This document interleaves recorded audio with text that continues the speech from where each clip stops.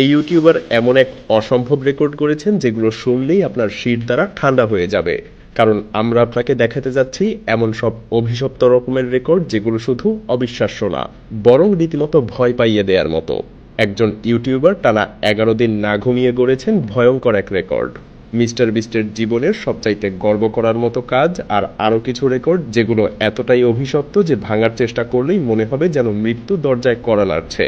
ভিডিওতে সামনে যা দেখতে যাচ্ছেন তা আপনার চোখের সামনে আতঙ্ক, অবিশ্বাস আর রোমহর্ষক সত্য একসাথে হাজির করবে।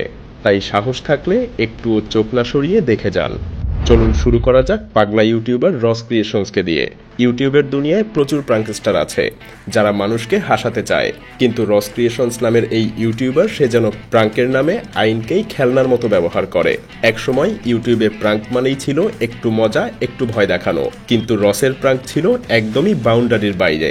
একবার সে সিনেমা হলে গিয়ে অপরিচিত লোকজনকে ওয়েজি দিতে শুরু করে, মানে হুট করে কারো প্যান্ট টেনে খুলে দেওয়া। শুনতে মজার মনে হলেও এটা যার উপরে করা হয় তার জন্য ব্যাপারটা একেবারেই লজ্জাজনক এবং বেশ যন্ত্রণাদায়কও। It sounds funny, but it's not once you're the one being given the wedgie. He's charged with misdemeanor battery on the movie theater prank and violation of probation. আর এখানেই শেষ না, একের পর এক সে এমন সব কাজ করেছে যা সরাসরি অপরাধ, যেমন পুলিশ অফিসারের নাকের সামনে দিয়ে ডিগবাজি দেয়া, ট্রাফিক সিগন্যাল থেকে স্টপ সাইন খুলে ফেলা, বেসবল মাঠে নগ্ন অবস্থায় দৌড়, এমনকি নিজে পুলিশের পোশাক পরে ভুয়া অফিসার সেজে পার্কিংয়ের টিকিট ধরিয়ে দেওয়া পর্যন্ত। But the most important thing is he thinks it's funny. একটা সময় রস এতটাই পাগলাটে আচরণ করছিল যে তার গ্রেপ্তার হওয়াটা যেন একটা নিয়মিত ঘটনা হয়ে গিয়েছিল। মোট 6 বার, হ্যাঁ 6 বার গ্রেপ্তার হয়েছিলেন তিনি, এবং ইউটিউবের ইতিহাসে এতবার কোনো ইউটিউবার গ্রেপ্তার হয়নি। রস ক্রিয়েশনসই সেটার রেকর্ডধারী। সে শুধু ইউটিউবেই রেকর্ড করেনি, বরং ক্রিমিনাল রেকর্ডও করেছে। নর্ম গড়েছেন এক ইতিহাস, একেবারে ইচ্ছাকৃতভাবে চরম মানসিক এবং শারীরিক কষ্টকে সঙ্গী করে।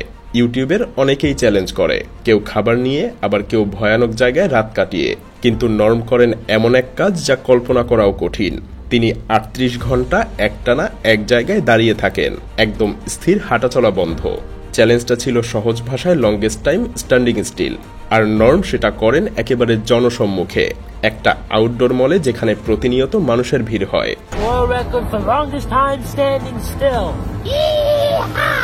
স্ট্রিমিং অন ছিল, ক্যামেরা ছিল, এবং ট্রোলের অভাব তো ছিলই না। কেউ তার মুখে পেইন্ট করে দেয়, কেউ তার গায়ে স্প্রে মারে, আবার কেউ খেলনা তার মুখে পুরে দেয়। অথচ নর্ম টু শব্দটুকুও করেন না, চোখের পলক না ফেলে চেহারায় এক অদ্ভুত ধৈর্য নিয়ে ঘন্টার পর ঘন্টা দাঁড়িয়ে থাকেন। এটা শুধু একটা শারীরিক রেকর্ড ছিল না, ছিল মানসিক সহ্যের চূড়ান্ত পরীক্ষা। কেউ হয়তো ভাবতে পারে এটা মজার কাজ, কিন্তু বাস্তবতা হলো এই একটানা 38 ঘন্টার মধ্যে নর্মের শরীর এবং মন দুইটাই চরমভাবে ক্লান্ত হয়ে গিয়েছিল। শেষ দিকে তাকে দেখে মনে হচ্ছিল সে যেন একটা ঘোরের মধ্যে আছে, মাথায় ধোয়া এবং চোখে শূন্যতা। তবুও শেষ পর্যন্ত সে রেকর্ডটা গড়ে। এডেন রস এই ইউটিউবারের গল্প যেন একটা ট্র্যাজেডি ফিল্ম, যেখানে প্রতিটা অধ্যায়ে আছে নতুন ধাক্কা, নতুন প্রতারণা আর আরো বড় বড় আর্থিক ক্ষতি। তার নিজের কোনো অর্থের অভাব ছিল না, কিন্তু সমস্যা ছিল তার সিদ্ধান্তে। এটাই তাকে ঠেলে দেয় একের পর এক স্ক্যাম আর ভুল বিনিয়োগের ফাঁদে। সবকিছু শুরু হয় যখন এডেন চায় তার স্ট্রিমে বিখ্যাত র্যাপার প্লেবয় কার্টিকে আনতে। বড় চুক্তি হয় এবং কার্টি আসে, কিন্তু দেরিতে।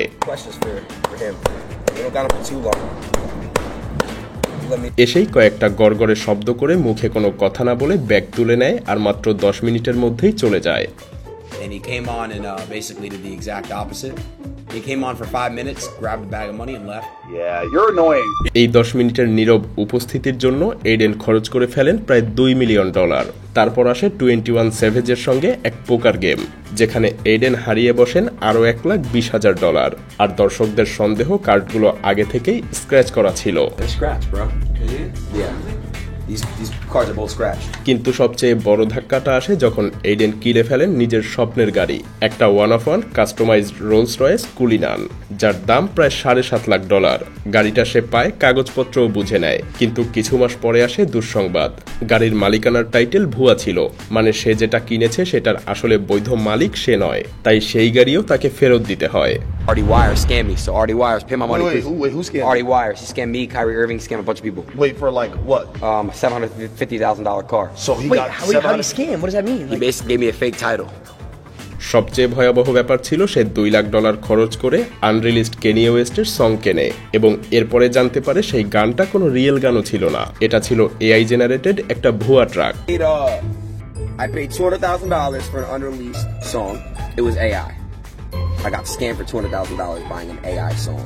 সব মিলিয়ে শুধু প্রতারণা আর ভুল সিদ্ধান্তে এডেন হারান প্রায় $3 মিলিয়ন বেশি, যা তাকে পরিণত করেছে ইউটিউব ইতিহাসের অন্যতম বোকা বিনিয়োগকারী এবং স্ক্যামের শিকার হিসেবে।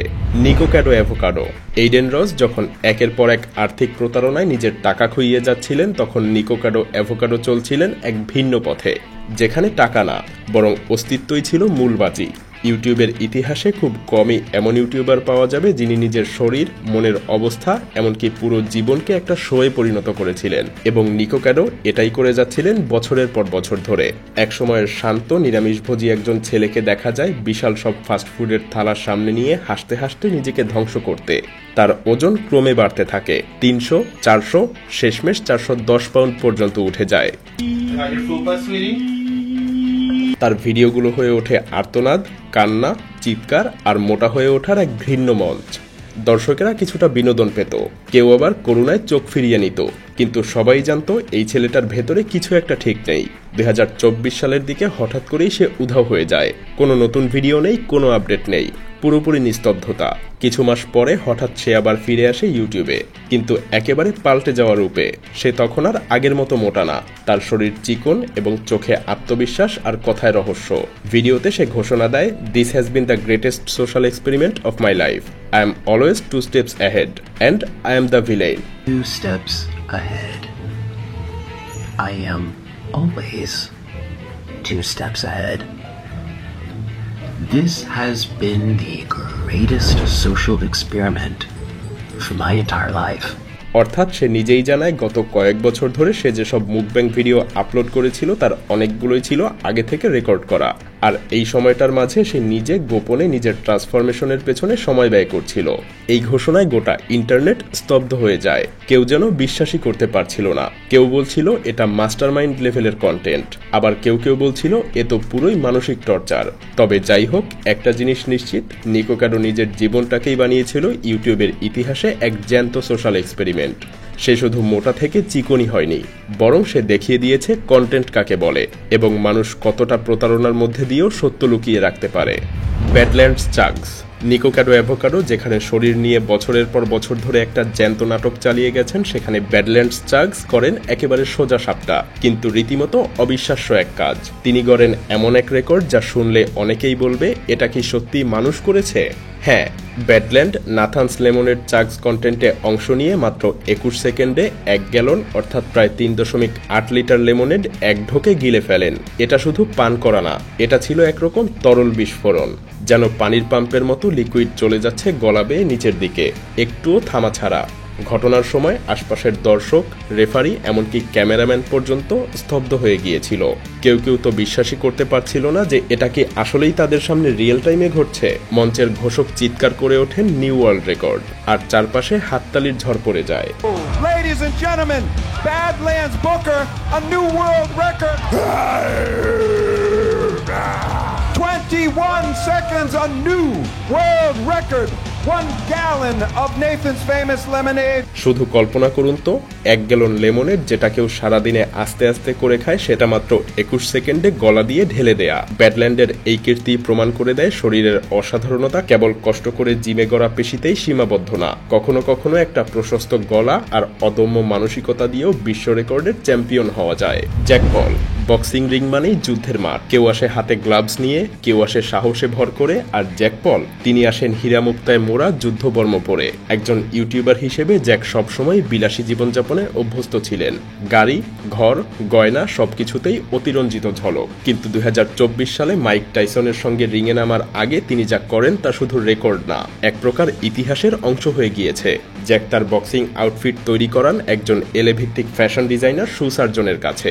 স্যুটটা শুধু ইউনিকই ছিল না, বরং ছিল একেবারে রাজার মতো। 380 ক্যারেটের ভিভিএস হীরা, কাস্টম উল স্যুট, শর্টসের মধ্যে সেলাই করা অরিজিনাল ডিজাইনার সিগনেচার, কোমরে হীরার চেইন, এমনকি জ্যাকেট পর্যন্ত ছিল রত্নখচিত। আর সব মিলিয়ে সেই বক্সিং আউটফিটের দাম দাঁড়ায় $1 মিলিয়ন। হ্যাঁ, শুধু একটা ম্যাচের জন্যই এই আউটফিট। এই আউটফিট ছিল জ্যাক পলের এক শক্ত বার্তা যে সে শুধু ইউটিউব স্টার না, সে নিজেই এখন একটা ব্র্যান্ড, একটা আইকন, একটা ইনফ্লুয়েন্সার, যার প্রতিটা পদক্ষেপ ইন্টারন্যাশনাল নিউজ হয়ে যায়। লোগান পল লড়াইয়ের রিংয়ে জ্যাক পল যখন হীরার ঝলক দেখাচ্ছিলেন, লোগান তখন সম্পূর্ণ অন্য এক জগতে ঢুকে পড়েছিলেন, পোকেমন কার্ডের রাজ্যে। লোগান পলের পোকেমন প্রেম কারো অজানা না। ছোটবেলায় সে যেসব কার্ড দিয়ে খেলা করত, বড় হয়ে সেই কার্ডগুলোকেই বানিয়ে ফেলেন বিশ্বের সবচাইতে দামি ব্যক্তিগত সংগ্রহ। কিন্তু 2022 সালে সে যা করে তা শুধু নিজের শখ পূরণ না, বরং ছিল এক পাগলাটে ঐতিহাসিক স্টেপ। লোগান তখন খুঁজতে লাগলেন এক পোকেমন কার্ডের হোলি গ্রেইল, মানে বিশ্বের সবচাইতে বিরল এবং দামি কার্ড, পিকাচু ইলাস্ট্রেটর। এই কার্ডটা এতটাই ইউনিক যে গোটা বিশ্বে মাত্র একটাই আছে। এটা কোনো সাধারণ কার্ড না, বরং কার্ড কালেক্টরদের কাছে এটা এক ধরনের ড্রিম। এই কার্ড খুঁজে পেতে লোগান টাকা, সময়, নেটওয়ার্কিং সব ঢেলে দেয়। এমনকি সে $1.2 মিলিয়ন খরচ করে আরেকটা কার্ড কেনে। শেষমেশ দুবাইয়ের এক প্রাইভেট কালেক্টরের সঙ্গে সাক্ষাৎ করে লোগান কিনে ফেললেন পোকেমন ইতিহাসের সবচাইতে দামি কার্ডটা, পিকাচু ইলাস্ট্রেটর, যার দাম $5.2 million.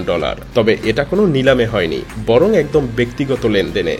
Pokemon trading card sold at a private sale is a PSA Grade 10 Pikachu illustrated card, $5,275,000 on July 22nd, 2021. আর এই কার্ড লোগান পরে নিজের গলায় চেইনের মতো ঝুলিয়ে রেখে ঘোষণা দেন, this is the crown of Pokemon history, Mister Beast. Mister Beast, যার আসল নাম হলো জিমি ডোনাল্ডসন, তিনি শুধু ইউটিউবার নন, এক কথায় বলা যায় দানবীয় ইউটিউবার। কারণ তার প্রতিটা ভিডিও যেন এক একটা মুভি, এক একটা সোশ্যাল বিপ্লব। অন্য ইউটিউবাররা যেখানে নিজেকে নিয়ে ব্যস্ত, সেখানে মিস্টার বিস্ট সম্পূর্ণ বিপরীত। সে শুধু নিচ্ছে না, বরং দিচ্ছে, বিলাচ্ছে এবং গড়ছে।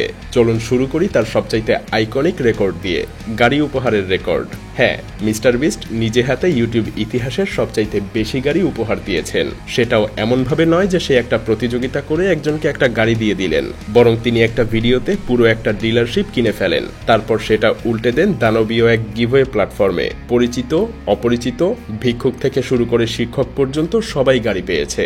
তবে এখানেই শেষ না, মিস্টার বিস্ট এমন এক ধরনের গিভওয়ে করেন যা মানুষ স্বপ্নেও ভাবতে পারেনি। তিনি তার একটা ভিডিওতে সরাসরি $2 মিলিয়ন একটা আস্ত দ্বীপ উপহার দিয়ে দেন একজন বিজয়ীকে। হ্যাঁ, একটা আস্ত দ্বীপ, যেখানে আছে আলাদা সি বিচ, ঘরবাড়ি এবং নিজের মতো করে জীবন কাটানোর সব রকম সুযোগ। কল্পনা করুন, মিস্টার বিস্টের ভিডিও দেখে যদি আপনি নিজেই একটা দ্বীপের মালিক হয়ে যান, তাহলে আপনার অনুভূতি হঠাৎ করে কি হবে? মিস্টার বিস্ট যদি শুধু গাড়ি বা দ্বীপ উপহার দিয়েই থেমে যেতেন, তবুও বলা যেত যে তিনি ইউটিউবের একজন লেজেন্ড। কিন্তু এই মানুষটা যে থেমে থাকার লোক নন, তিনি এমন কিছু করে যাচ্ছেন যা তাকে দিয়েছে ইউটিউব ইতিহাসের সবচাইতে বেশি রেকর্ড হোল্ডারের মুকুট।